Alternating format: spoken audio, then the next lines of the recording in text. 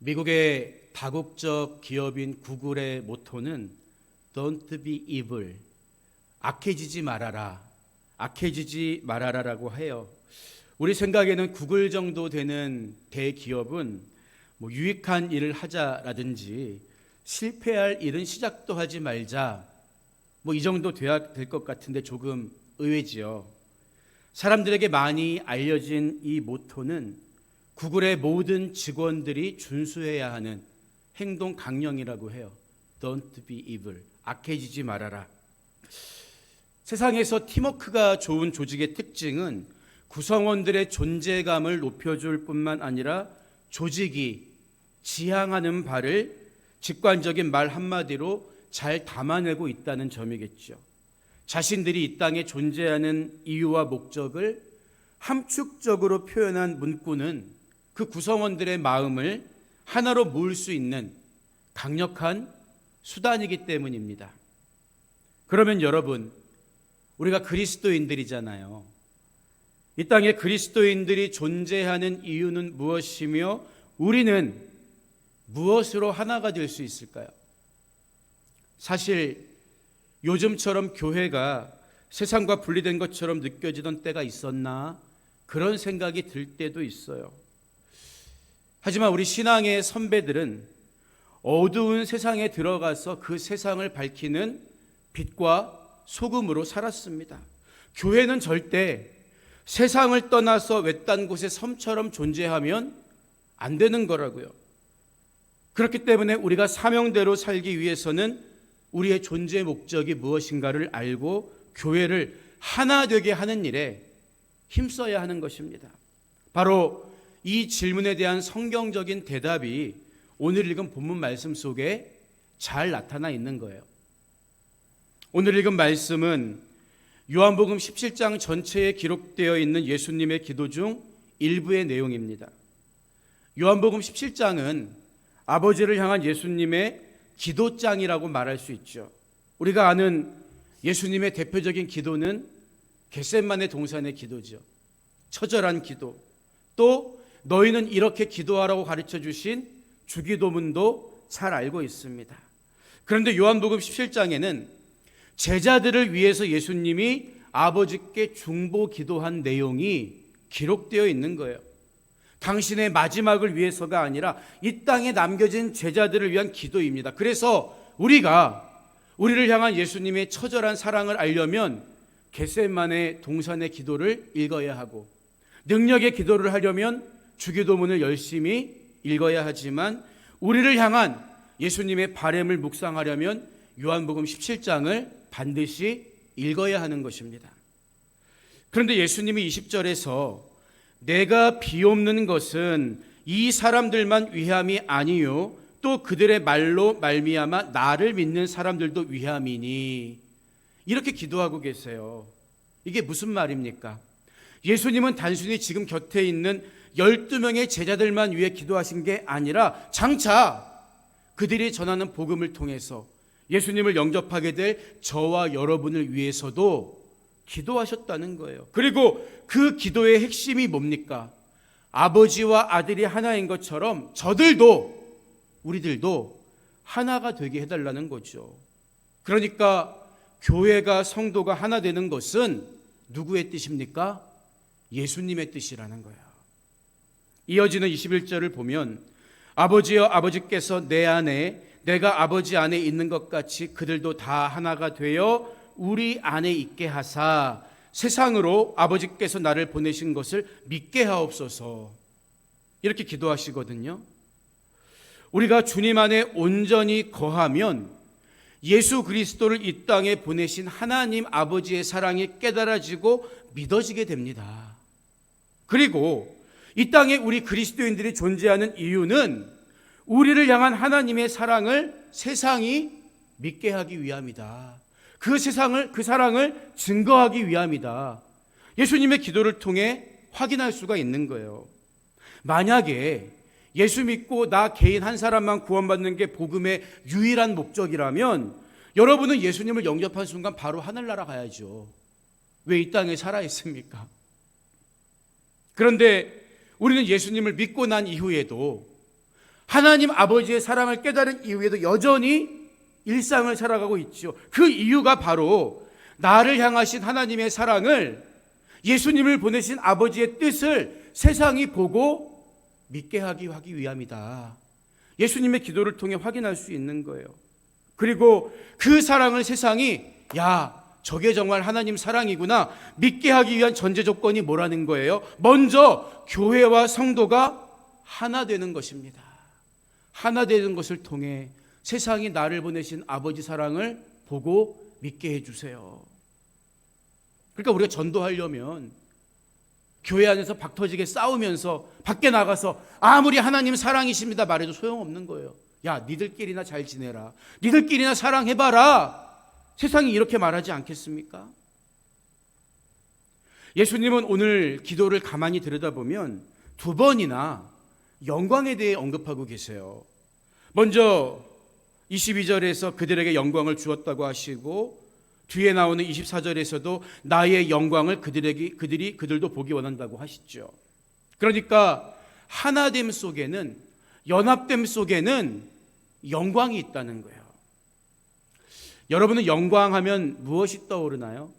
영광이라는 말의 사전적인 정의는 빛나고 아름다운 영예입니다. 그래서 우리는 예수님이 말씀하신 영광도 그와 비슷한 종류가 아니겠냐고 생각할 수 있어요. 예수님을 믿는다는 이유로 세상에서 인정받고 영광스러운 삶을 살 수 있다면 얼마나 좋겠습니까? 물론 요즘 같은 세상에는 쉽지 않은 일이겠지만, 그런데 우리가 성경을 읽다가 범하기 쉬운 잘못 중 하나가 문맥이나 정황을 무시하고 그냥 우리가 아는 일반적인 의미로 그 단어를 해석하는 거예요. 하지만 그렇지 않습니다.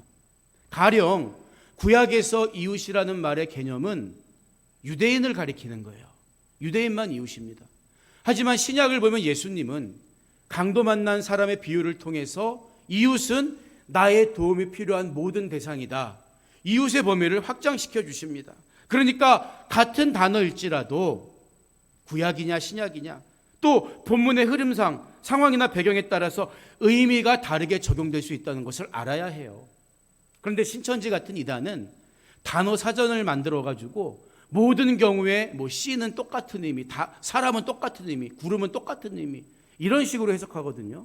그러니까 오류에 빠지는 거예요. 말씀드린 것처럼 영광이란 단어가 두 번 나오지만 22절과 24절에 나오는 영광이란 단어도 말하려는 의미와 뉘앙스가 다르다는 거예요. 먼저 본문 22절에서 예수님이 언급하신 내게 주신 영광은 어떤 영광을 가리키는 걸까요? 이것은 십자가를 지고 죽기 위해 오신 어린 양으로서의 사명을 가리킵니다. 그 사명, 그리스도의 고난을 상징적으로 영광이라고 표현하고 계신 거예요. 그래서 십자가를 지시기 전에 인자가 영광을 얻을 때가 왔도다, 이런 말씀을 하시면서 십자가의 순환이 곧 영광이라고 말씀하십니다. 고통스럽고 부끄러운 십자가를 가리켜 영광이라고 하신 이유가 뭘까요? 비록 사람들에게 버림받고 잔인하게 피 흘려 죽어야 했지만 우리의 모든 죄를 도말시키는 구원의 제물이 되셨기 때문입니다. 이처럼 십자가란 자기를 낮추시고 사람의 모양으로 오셔서 하나님과 인간 사이에 다리를 놓기 위한 역설적인 영광이었다는 거예요. 예수님처럼 우리도 그 영광에 동참해야 합니다. 그게 바로 자기 몫의 십자가를 지는 거예요. 그래서 예수님은 누구든지 나를 따라오려거든 자기를 부인하고 자기 십자가를 지고 나를 따를 것이니라, 이렇게 말씀하신 거죠. 우리 모든 그리스도인들에게는 자기 십자가를 지고 주님의 뒤를 따라가야 하는 동일한 사명이 있는데, 그게 오늘 본문 맥락에서 말하자면 영광이다, 이렇게 설명할 수가 있는 거예요. 그래서 22절에서 예수님은 내게 주신 영광을 내가 그들에게 주었사오니, 이렇게 말씀하시는 거죠. 우리의 모범이 되시는 예수님은 우리에게도 그 영광 받아라, 너희도 십자가를 져야 한다. 이렇게 말씀하시는 거예요. 이처럼 22절에서 말하는 영광은 십자가와 동의어입니다. 하나가 되려면 우리도 예수님처럼 영광스러운 자기 몫의 십자가를 반드시 져야 한다는 거예요. 그런데 22절 후반부에서 우리가 하나 된 것 같이 그들도 하나가 되게 하려 함이니이다. 이 말씀은 조금 주의 깊게 들여다봐야 하는 구절입니다. 성경에는 삼위일체에 대한 직접적인 묘사가 없습니다.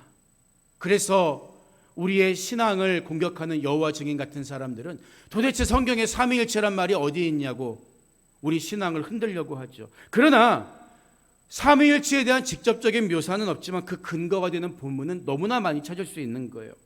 가령 예수님은 마태복음 28장 19절에서 너희는 가서 모든 민족을 제자로 삼아 아버지와 아들과 성령의 이름으로 세례를 베풀라고 말씀하십니다. 그런가 하면 바울은 주 예수 그리스도의 은혜와 하나님의 사랑과 성령의 교통하심이 너희 무리와 함께 있을지어다. 이 말로 성도들을 축복하지요. 또 킹제임스 번역본을 보면 요한일서 5장 7절 말씀이 하늘에서 증거하시는 이가 세 분이시니 아버지와 말씀과 성령이시요 이 세 분은 하나이시라. 이 구절이 포함되어 있어요. 우리가 보는 개역개정 성경에는 세 분이 증언하신다는 말만 있지만 이 세 분은 하나이시다. 이 사본에 따라서 이 구절이 첨가되어 있는 구절도 있습니다. 그럼에도 불구하고 우리가 삼위일체를 어렵게 생각하는 이유 중 하나는 자꾸만 숫자의 개념으로 받아들이려고 하기 때문이에요. 어떻게 셋이 하나가 될 수 있겠냐는 거죠. 그러나 삼위일체의 핵심은 하나를 어떻게 이해하느냐에 달려 있습니다. 여기서의 하나는 연합을 의미하는데요. 하나를 의미하는 에하드라는 히브리어는 하나 되게 하다는 능동적인 뜻을 갖고 있기 때문이에요. 그래서 하나님과 원래 본체이신 예수님도 이 땅에 오셔서 순종의 과정을 통해 아버지와 하나라는 것을 증명해 보이셨던 거죠. 물론 인간의 이성과 논리로 삼위일체에 대해 완벽하게 설명하는 것은 불가능합니다. 그러나 이것은 성경이 증언하는 바이며 우리 믿음의 영역이라는 거예요. 우리가 주목해야 하는 것은 그렇다면 왜 본질적으로 아버지와 하나이신 예수님께서 굳이 이 땅에 인간의 모습으로 오셔서 고난의 길, 그러나 영광의 길을 걸어가셨느냐는 거죠. 예수님은 우리들도 하나 되기를 원하셨고 낮아짐과 자기희생 없이는 그게 절대 불가능하다는 것을 알고 계셨던 거예요. 그래서 예수님은 내가 받은 영광, 내가 지닌 십자가를 너희들에게도 주어서 너희도 하나가 되게 하시겠다고 말씀하신 것입니다. 그렇기 때문에 우리가 예수님의 기도를 통해서 깨닫게 되는 분명한 사실이 뭘까요? 교회가 하나 되는 길은 다른 데 있지 않다는 거예요. 예수님처럼 낮아짐을 통해서만 아버지와 하나됨을 증거하기 위해서 십자가의 고난도 영광으로 받아들이고 복종하신 예수님처럼 낮아짐을 통해서만, 자기 희생을 통해서만 교회도, 그리스도인도 하나가 될 수 있다는 거예요. 그래서 교회의 연합은 어떤 세상처럼 평화운동, 일치운동, 철학적 운동, 사상적 운동, 일치운동 이걸로 되는 게 아니에요. 예수님처럼 죽기까지 복종하신 하나됨을 위한 역설적인 영광, 십자가를 지는 삶이 각자의 삶에 있을 때, 각자의 모습 속에 나타날 때 비로소 우리도 하나가 될 수 있다는 거예요. 하나가 되지 못한다면 그 이유는 뭘까요? 그러면 기도가 부족하기 때문에? 아닙니다. 주님처럼 십자가를 지려고 하지 않기 때문에 하나가 되지 않는다는 거예요. 그런데 대부분의 사람들은 낮아지거나 희생하기보다 남들보다 높아지고 대접받는 것을 바라지요. 이게 문제예요. 예수님을 따라다니던 제자들도 예외가 아니었잖아요. 심지어 야고보와 요한 같은 수제자들조차도 주의 영광 중에서 우리를 하나는 주의 우편에 하나는 좌편에 앉게 하여 주옵소서 이런 청탁을 하잖아요. 예수님은 십자가의 고난을 가리켜서 영광이라고 말씀하시고 가르쳐 주시는데, 정작 예수님을 스승으로 모신 제자들 눈에는 뭐가 영광으로 보입니까? 남들보다 높은 자리에 앉아서 잘 먹고 떵떵거리는 게 영광으로 보였던 거죠. 여러분, 그래서 타락한 우리 육신의 생각만 가지고는 절대 예수님처럼 스스로 낮아질 수가 없는 거예요. 더구나 요즘 세상은 능력주의를 내세우면서 나보다 부족한 사람들을 함부로 대하거나 그 사람들을 무시해도 괜찮다고 정당화시키고 있잖아요. 지금 내가 누리고 있는 모든 것들은 다 내 노력의 정당한 대가이고, 남이 그런 취급을 받는 것은 노력하지 않았거나 뭔가 부족한 탓이라는 논리죠. 능력주의예요. 여러분, 하지만 자기 혼자만의 노력으로, 순수한 자기만의 노력으로 지금의 결과를 만들어낸 사람이 있을까요? 아니에요. 부모님 덕을 받든 조상 덕을 받든 우리 사회의 덕을 받든 누군가의 피땀으로 얻은 거죠. 그런데 안타까운 것은 심지어 교회 안에서도 자기가 가진 능력이나 은사를 마치 개인의 권리처럼 함부로 쓰는 사람들이 있다는 거예요. 교만해져서. 하지만 교만함과 자기 의를 내세우는 것은 교회와 성도가 하나 되는 것을 가로막는 가장 무서운 요소라는 것을 우리는 예수님 말씀을 통해 깨달아야 하는 것입니다. 그로 인해 오히려 세상 사람들로부터 우리가 사랑 없다는 말을 듣게 되는 거예요. 우리가 세상을 걱정하고 세상을 위해 기도하는 사람들인데 오히려 세상이 교회와 성도를 걱정하는 시대가 된 것 같아서 너무 속상하고 부끄러울 때가 있어요. 어디서부터 잘못된 걸까요? 예수님은 본문 23절에서 곧 내가 그들 안에 있고 아버지께서 내 안에 계시어 그들로 온전함을 이루어 하나가 되게 하려 함은 아버지께서 나를 보내신 것과 또 나를 사랑하심 같이 그들도 사랑하신 것을 세상으로 알게 하려 함이로소이다. 이렇게 말씀하세요. 그러니까 우리가 하나가 되기 위해 반드시 필요한 게 뭡니까? 내가 그들 안에 있고, 주님 말씀처럼 주님이 내 안에 계실 때, 포도나무이신 주님 안에 우리가 온전히 붙어 있을 때, 주님의 그 마음을 품고 살아갈 때 우리가 진짜 하나가 될 수 있는 거예요. 우리가 입으로 아무리 사랑을 말해도 주님 안에서 우리가 하나가 되지 못하면 우리가 세상에 나가서 떠드는 사랑은 모두 다 거짓으로 들릴 수밖에 없다는 거예요. 예수님이 내 안에 계실 때 우리는 온전히 하나가 되며, 그때 비로소 사람들은 야, 저 사람들이 하나님 사랑받는 하나님의 자녀이구나 인정하게 된다는 거죠. 이처럼 우리가 하나님의 사랑받는 귀한 자녀라는 사실을 증명하는 방법은 주님 안에서 먼저 하나가 되는 것입니다.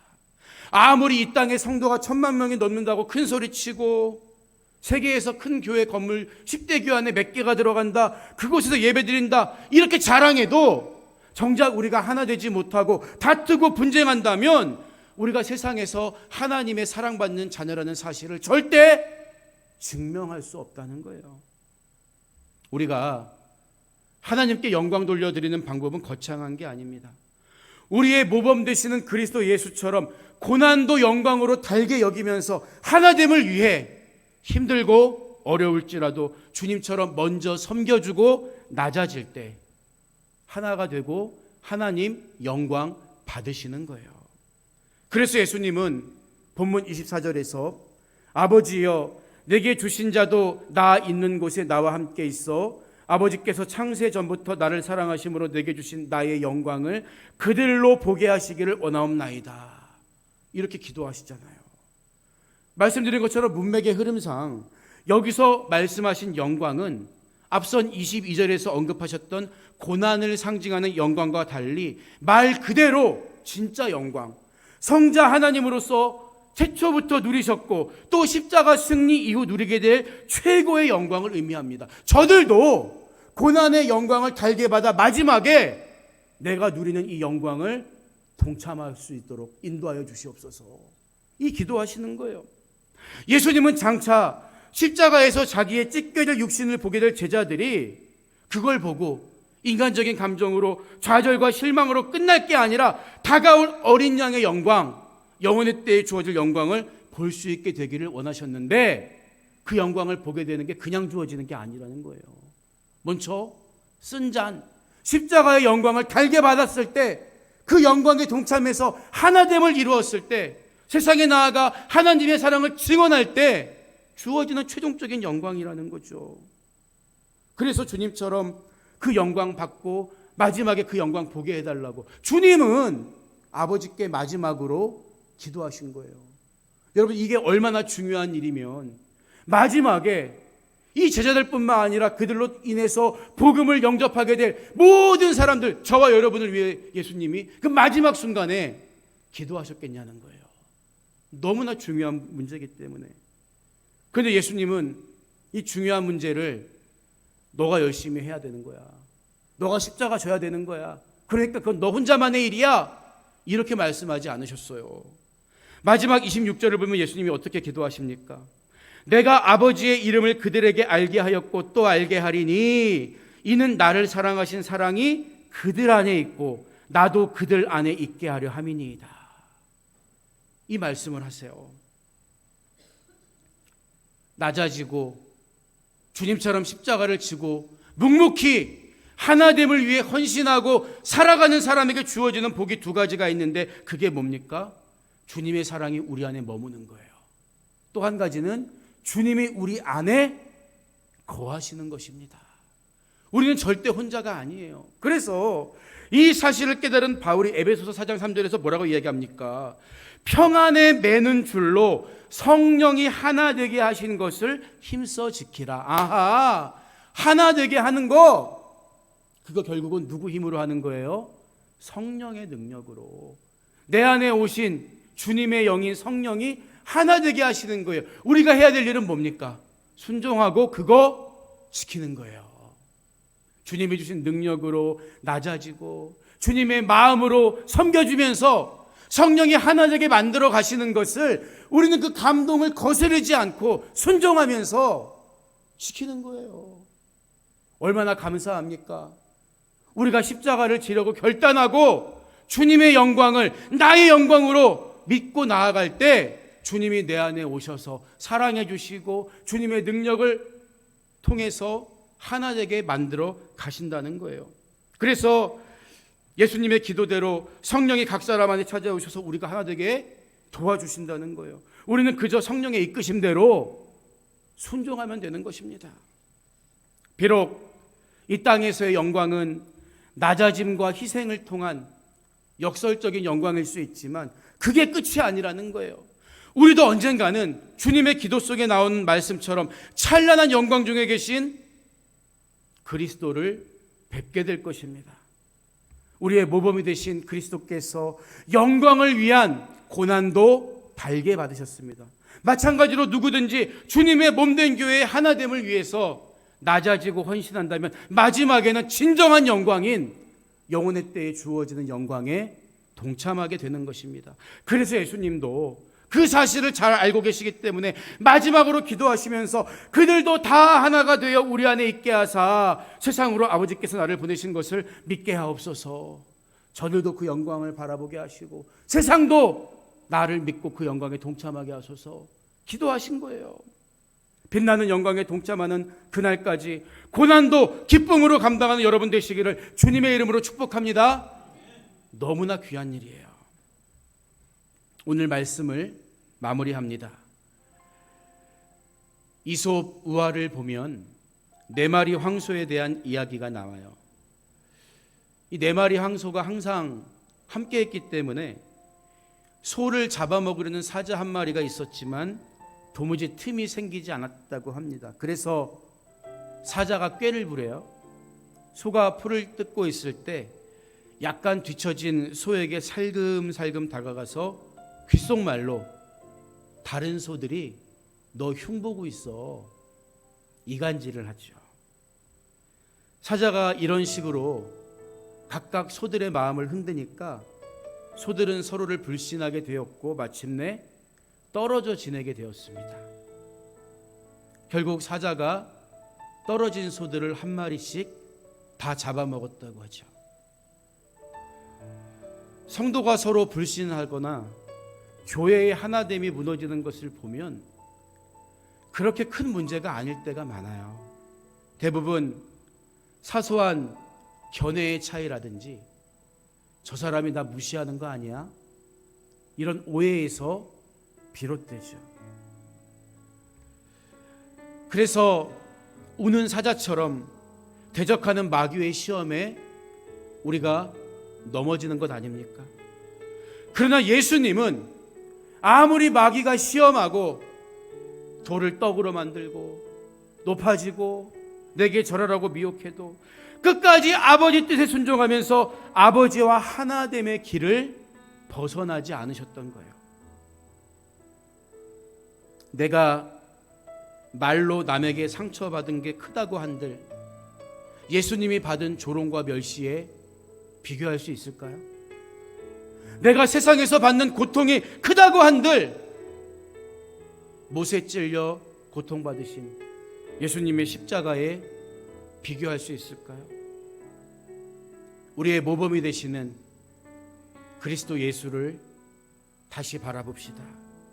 참된 영광은 고난의 영광 뒤에 숨어 있다는 사실을 기억하면서 아버지와 아들이 하나이듯이 여러분도 날마다 하나됨을 이루며 살아가시기를 주님의 이름으로 부탁드립니다.